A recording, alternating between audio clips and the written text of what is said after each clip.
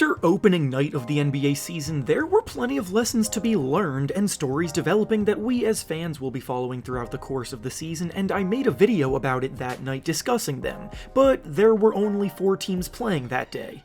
Now that the other 26 teams have also gotten at least 1 game under their belts, with some having even played 2 games already, it's fair to revisit this same topic now to address the narratives forming from the rest of the NBA world. That's exactly what we'll be doing today in the video, as we'll be discussing 6 more of the most important lessons that we learned from the NBA's opening week of action that will be important to monitor throughout the year, and what it could mean moving forward for every team and individual mentioned. The point is not to overreact to anything, but simply to identify situations that are forming either for better or for worse. Before we start though, make sure to like the video and subscribe to the channel, as all support is very much appreciated. Now with that being said, let's begin. The first thing that we learned from the opening week of the NBA season is that something just isn't right with Joel Embiid.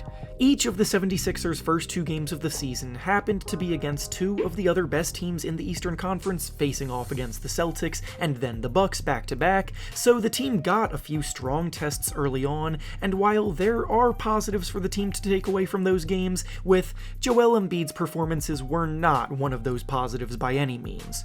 The back-to-back runner-up MVP has looked sluggish moving up and down the court, his shot selection and overall conversion has been poor, he seems to be forcing things that aren't there at times, and honestly, the effort that he's giving just has not been up to standard.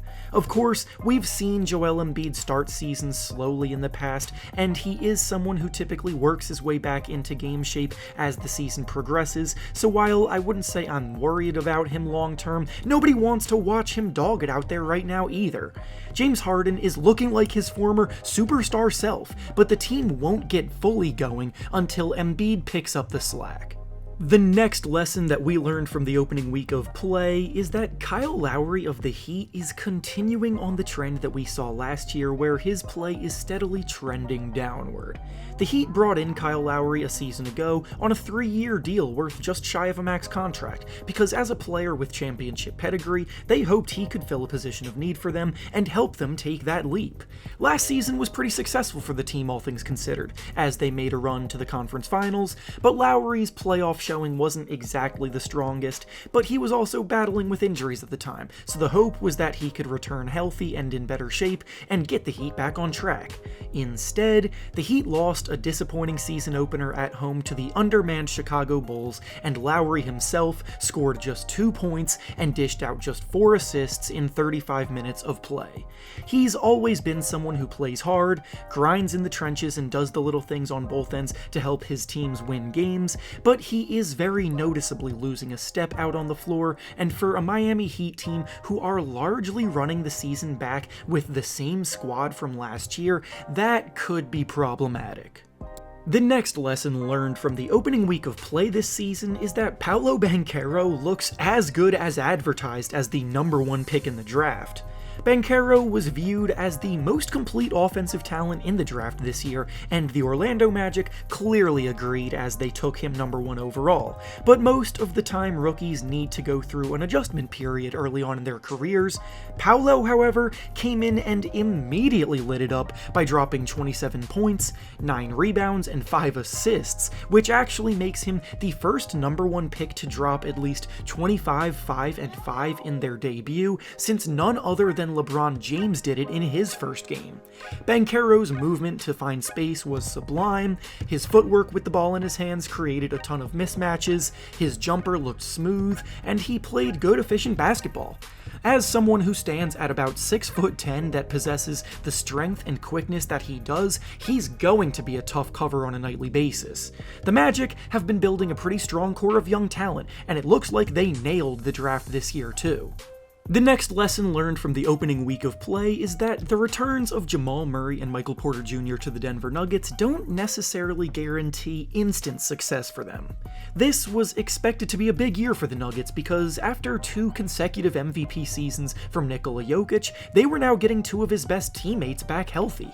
On paper, this is a dangerous team that can definitely make a deep run in the playoffs, but the name of the game with them right now is patience. Jamal Murray missed about a year and a half of play, and Michael Porter Jr. missed almost a full season of play, and spending that much time away from the game due to injury is always going to be a process that takes time. Both Murray and Porter Jr. looked rusty in their season opener against the Utah Jazz, a game in which the Nuggets got blown out in a loss, which is disappointing in the moment because the Jazz are expected to be a team that finishes near the bottom of the standings.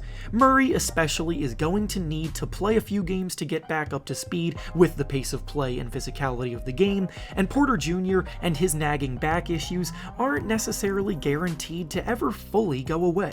With Nikola Jokic orchestrating things, they will definitely get back on track, but don't expect them to start fully dominating as well as they can until about the midway point of the season.